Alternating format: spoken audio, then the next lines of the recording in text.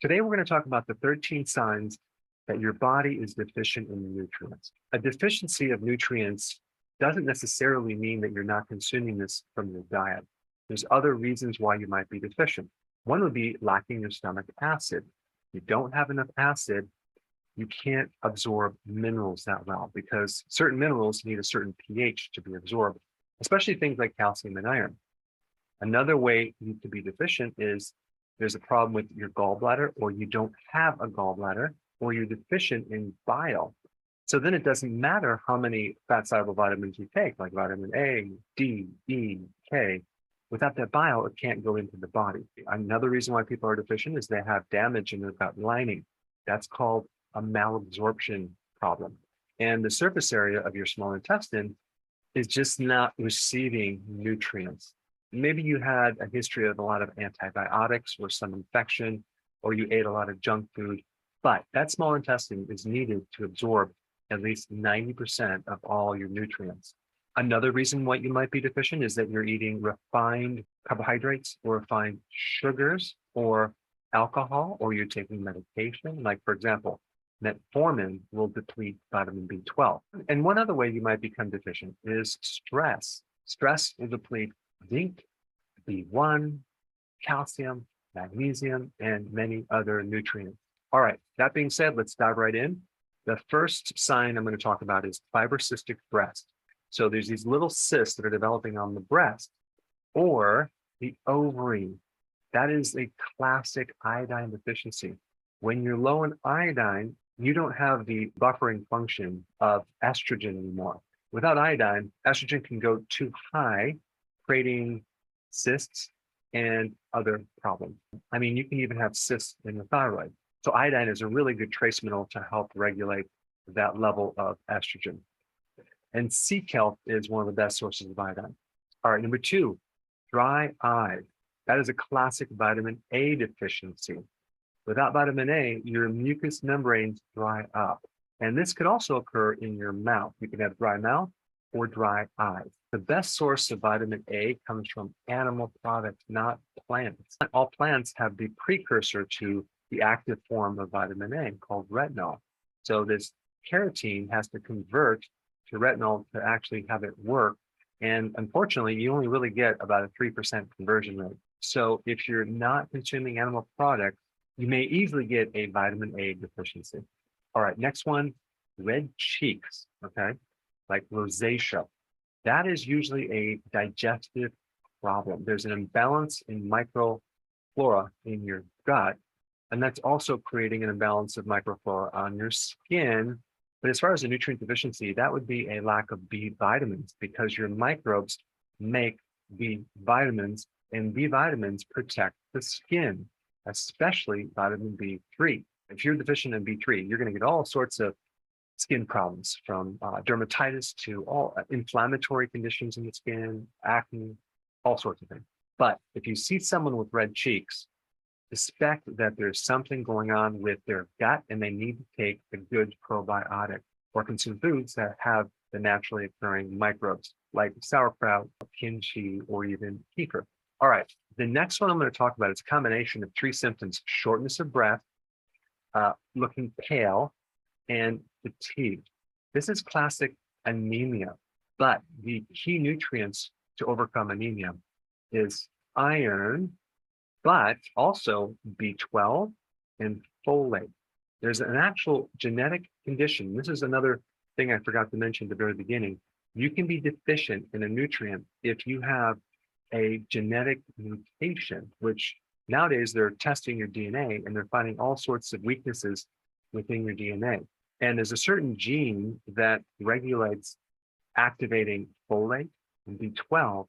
And if there's a problem with that gene, you're going to be anemic. You're going to have a lot of problems unless you take larger amounts of the natural form of B12 as well as folate.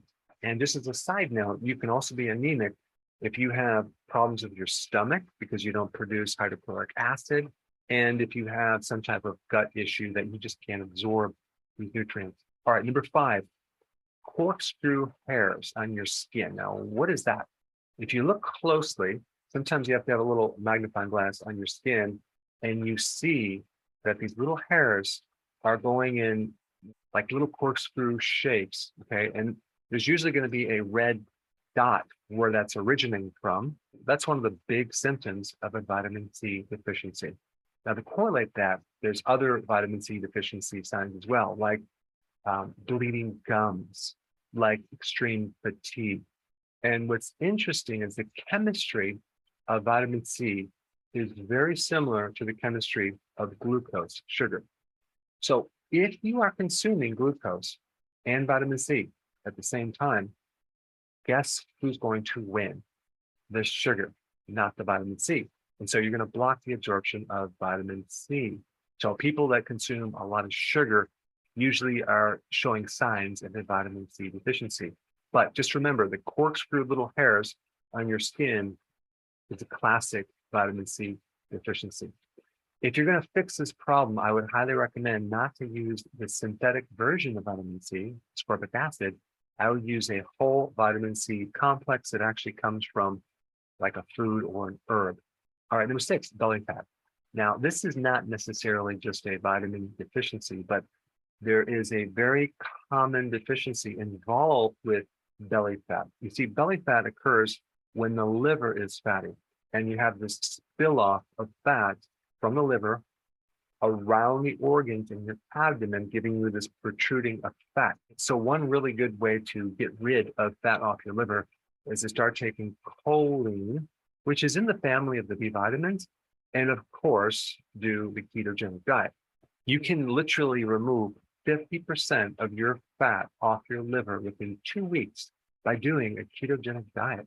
All right, so number 7, if you're craving ice, okay, or you see someone chewing on ice, classic iron deficiency. They need iron. Realize that there's 2 forms of iron. You have the iron that's very absorbable. That's called the bioavailable iron or heme iron from animal products.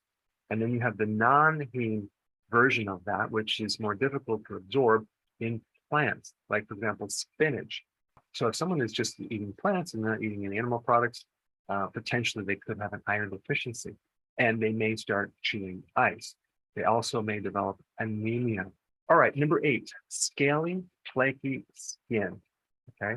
Sometimes it's like right around the nose. Sometimes it could be anywhere in the face. The face could be slightly oily, but there's this scaly, flaky skin. Classic omega-3 fatty acid deficiency. That person needs to start consuming more cod liver oil or fish oil and start to avoid omega-6 fatty acids, which is the corn oil, the soy oil, all these fried foods that they serve at restaurants. All right, number 9, loss of taste or loss of smell is mostly a zinc deficiency. It can also be related to a virus destroying nerves in your sinuses. But if we're talking about nutrition, it's going to be a zinc deficiency. And the best source of zinc is shellfish, like oysters. You can also get zinc from red meat as well as liver. All right, number 10, you have like this symmetrical skin rash that is in the lower legs or the hands, or even a rash that looks like a necklace. This is a pellagra symptom, which is a B3 deficiency. And if someone is consuming way too much corn products, which actually is in a lot of foods, corn chips and tortillas, and even high fructose corn syrup, you can develop a very severe B3 deficiency because there's virtually no B3 in corn. So if you eat a lot of it, you become deficient in that nutrient and you start getting dermatitis. But it'll show up in this symmetrical pattern of like your feet or your lower legs or your hand. All right, number 11. Let's say a person has a red, swollen, glassy tongue, okay? That is a B12 deficiency. Now, again, there's other factors with B12, like you can have a genetic mutation creating a problem with B12. You can have a problem with your stomach. You can have a lack of hydrochloric acid. You can have an issue with your small intestine. You just don't eat animal products because you can only get B12 from animal products. All right, number 12, numb or burning feet is a B1 deficiency, usually coming from either a high carbohydrate diet or the person's a diabetic, and this extra sugar is depleting B1, and then your body can't make something called myelin, that surrounds the nerves, and you start getting weird neurological symptoms on the bottom of your foot. It could be numbness, like tingling, burning, or pain. That is a B1 deficiency. What you need to do is take a powerful form of B1 in a fat-soluble form called benfotiamine, and that will get rid of that symptom, and then you'd have to change your diet as well. All right, 13. If your eyes start crossing, it's not being controlled by the muscle, and you may see this more in younger children, but it can also occur with someone who drinks a lot of alcohol or eats a lot of junk food, because this is an example of a B1 deficiency. Now, if you like this video and you'd like to learn more about nutritional deficiencies, I created a very popular video entitled 23 Signs Your Body is Deficient in Nutrients. And I put that up right here. Check it out.